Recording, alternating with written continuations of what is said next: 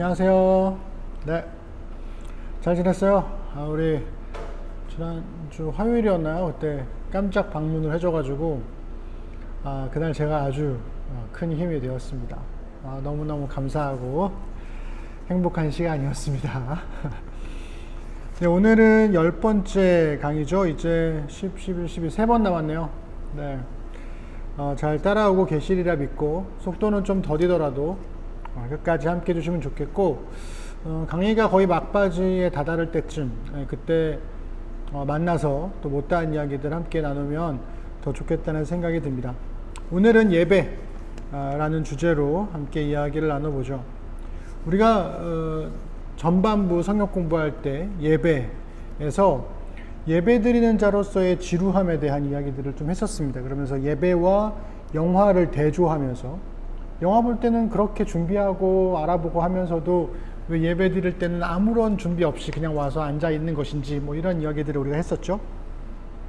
우리가 그래서 사람은 예배하는 존재로 창조되었고 예배는 보는 게 아니라 드리는 거다, 이런 이야기도 했었습니다. 그리고 주일에 예배 드리는 것만이 예배가 아니라 우리의 모든 일상도 예배다. 그래서 예배는 고귀한 시간 낭비다, 이런 이야기들을 우리가 했었습니다. 기억 하실랑가요? 네. 저번 어딘가에서라도 기억이 난다면 다행스러운 일이고, 한번 들은다고 해서 뭐 다 기억할 수는 없는 거니까요. 그래서 그러한 모든 예배에 관련된 모든 이야기들의 중심에는 하나님과의 관계가 기초가 되어 있습니다. 그리고 그 기초는 바로 사랑이죠. 하나님과의 관계가 사랑으로 연결되었을 때 그것이 곧 예배가 되는 겁니다. 예배를 영어로 하면 serve 하는 거거든요. 섬기는 거예요. 그러니까 사실은 우리가 아내와 남편을 예를 들어도, 또 아이를 예를 들어도 부모가 아이가 태어난 이후에 섬기잖아요. 그것도 하나의 예배가 될 수 있는 거죠. 왜 그렇게 우리가 시간을 내어서 섬기나요? 사랑하니까 그렇게 섬기는 겁니다. 굳이 시간을 내어서 섬기는 거죠. 그래서 우리가 종교적 의식에 참여했던 우리와 같은 사람들에게도 이러한 예배에 관한 여러 가지 좋은 의미들을 우리가 배운 의미에 관해서 이야기해 줄 수 있습니다. 그렇지만 여기에는 또 분명한 한계도 있어요. 왜냐하면 첫 번째로는 4강에서 우리가 예배에 관한 나눴던 이야기들은 대부분 예배를 지루해하는 사람들을 대상으로 하고 있습니다. 즉 예배를 자주 드렸으나 예배의 의미를 잘 모르는 사람들을 위한 거였죠. 그래서 종교적 의식으로 참여하는 사람들을 위한 내용이었기 때문에 좀 한계가 있습니다. 처음 예배를 드리는 사람에게는 해당되지 않는 이야기들이죠. 두 번째는 우리가 4강의 내용을 아까도 얘기했지만 우리가 한 번 들은 거잖아요. 그거를 다시 한번 곱씹고 계속 생각해 보지 않는 이상 우리가 그 의미들을 매번 다 기억하고 하기는 쉽지는 않다라는 거죠. 마지막 세 번째는 예배를 낯설어 하는 사람들, 그러니까 우리 재석 씨 같은 경우에는 신앙생활을 제대로 하는 건 처음이기 때문에 그 이전에 교회라는 곳을 가본 적이 있지만 예배를 자주 드리는 사람은 아니잖아요. 그래서 그 예를 낯설어 하는 사람들에게 예배에 대한 좀 더 구체적인 설명이 필요하지 않을까라는 생각을 또 해보게 됩니다.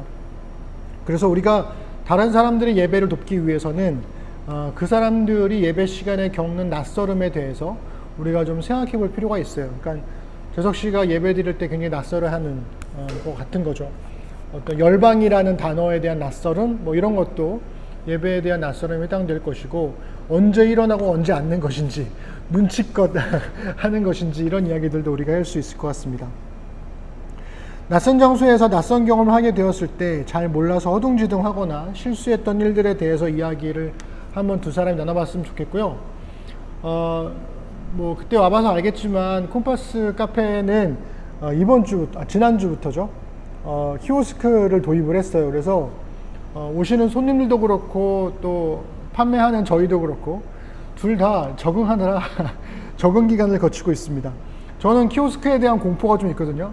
예전에 영화 한번 보러 갔다가 초창기 키오스크 나왔을 때 뭐 할인도 안 되고 아무것도 안 되고 막 뭐 어떻게 될지 모르겠어가지고 그냥 집으로 돌아왔어요. 그냥 뭐 모르면 직원한테 물어보면 되는데 내가 모른다는 거, 이 키오스크를 낯설어 한다는 것을 들키고 싶지 않은 그런 두려움이 또 있더라고요. 그래서 지금도 여전히 어딘가에 가면 키오스크 앞에 서면 좀 이렇게 긴장해서 심장이 두근거립니다. 심지어는 누군가 만약에 제 뒤에 이렇게 줄이 서 있으면 더 막 불안해지기 시작하는 거죠. 한번 이야기 나눠보면 좋겠고요. 두 번째는 교회에 처음 갔을 때 예배 순서에 대해서 설명을 들어본 적이 있는지, 있다면 어떤 설명을 들었는지. 아마 없을 건데요. 왜 아무도 설명을 해주지 않는 것인가 이런 이야기에 대해서도 함께 얘기해 보면 좋겠습니다. 세 번째는 우리 교회는 이제 대표 기도를 안 하거든요. 교우들이 대표 기도를 원래 다른 교회들은 다 하는데 저희는 대표 기도를 안 합니다. 그러니까 교우들이 만장일치로 대표 기도는 안 해도 좋겠다 뭐 이런 식의 이야기들을 몇 해 전에 했었어 가지고 투표로 대표 기도를 없앤 그런 교회인데, 어쨌든 우리가 기도할 때 어떤 처음에 뭐 함께 하나님께 신령과 진리로 예배드리겠습니다 하고 이렇게 반주가 나오잖아요.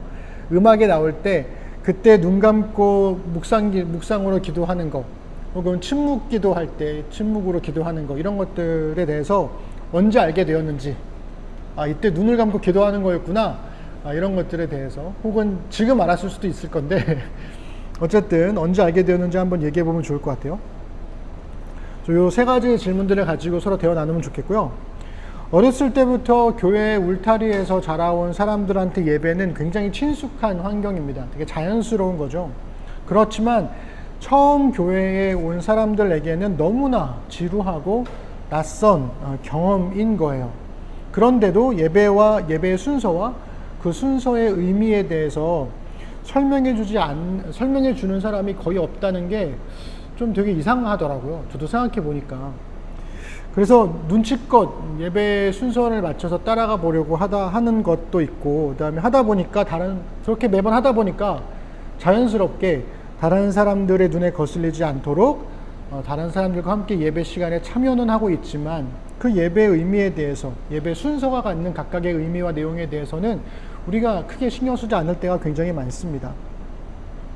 그래서 어느새 우리가 예배가 잘 모르지만 익숙한 의식이 되어버린 것 같은 그런 느낌이 들 때가 있어요. 그래서 두려운 것은 재석 형제가 이제 막 예배를 드리기 시작을 했는데, 그 예배가 재석 형제도 잘 모르지만 익숙한 의식이 될까봐 그게 좀 두려운 거죠. 그러지 않았으면 좋겠고, 지하자매는 오랫동안 예배를 드려왔지만 지하자매도 스스로에게 이 예배 의식이 어떤 내용과 어떤 의미를 담고 있는지를 모른 채로 그냥 지나가지 않도록 잘 돌아보는 시간이 되었으면 좋겠습니다. 그래서 잘 모르지만 익숙한 의식이 아니라 제대로 알고 그 의식 안에 깊숙이 들어가서 하나님과 대화하는 것으로서의 예배를 우리가 생각해 보면 좋겠고, 그렇게 예배가 드려질 때 하나님과의 진정한 교제가 된다라는 것을 우리가 좀 잊지 않고 기억했으면 좋겠습니다. 그래서 지하자매가 재석 형제를 도왔으면 좋겠고, 또 저도 재석 형제를 돕고 또 지하자매도 도우려고 합니다. 그런 순서와 의미들에 대해서 한번 생각해 보면 좋겠어요. 내일 만나요. 안녕.